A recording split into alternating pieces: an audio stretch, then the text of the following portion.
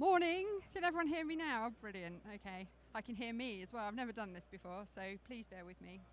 Right, so I'm Jo Williams, Director of the Circular Cities Hub at University College London. That's a network of universities, cities, practitioners essentially working together to trying to deliver the implementation of circularity in cities.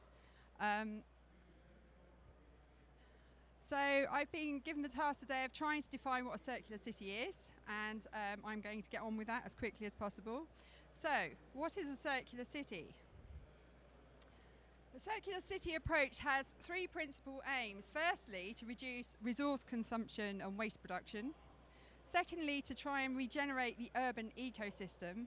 And thirdly, to try and adapt to change, big changes like migration and climate change and so on, in order to reduce waste that's produced from infrastructure, land, energy, materials and water. So you can hear that our definition of a circular city is a very holistic one, essentially.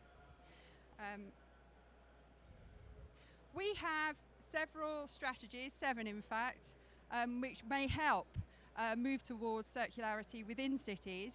The key circular actions, however, are looping, adapting and regenerating.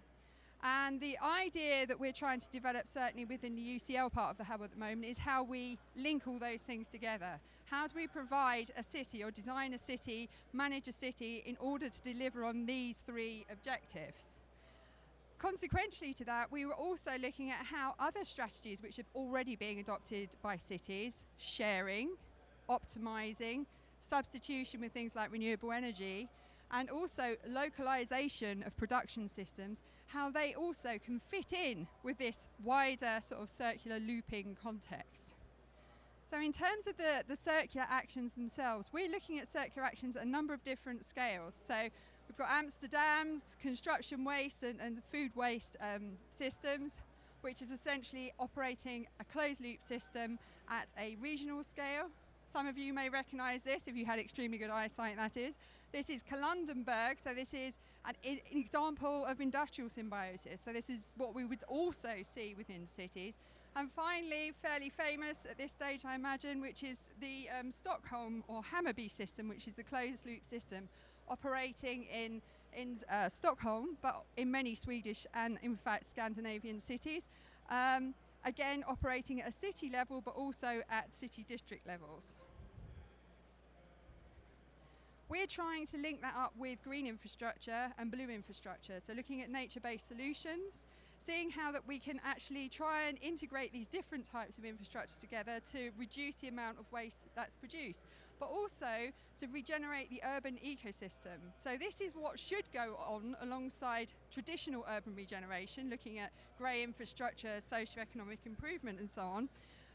And the idea here is essentially to bring in, as I say, the green and blue infrastructure to try and assist the ecosystem services, so things like carbon sequestration, air pollution, water pollution, the urban heat island effect, flash flooding and so on. All of these things which are, of course are very important when we're looking at our new development projects. And finally, we're looking at adaptability. And adaptability, God, these things are tricky, sorry, my head. Right, we're looking at adaptability. So we're looking at movable, scalable, adjustable, convertible, refittable and versatile infrastructure. And how do we link all of these things together? So essentially, how can we start to create these looping systems which integrate with the nature-based solutions, which also start to integrate with these ideas? So multiple use spaces, adaptive reuse of buildings, multiple use of space within the city. Some of you have probably already gone to see Bill Dunster's project over in the other corner. So how do we bring all of these things together? And what we're doing at UCL is we've developed a couple of frameworks. We've developed 3 frameworks, in fact, which are looking at the challenges to the implementation of those systems together, number 1, and 2, looking at the benefits and disbenefits of adopting those different systems, number 2. We have also sort of tried out looking at these systems across a range of projects within London.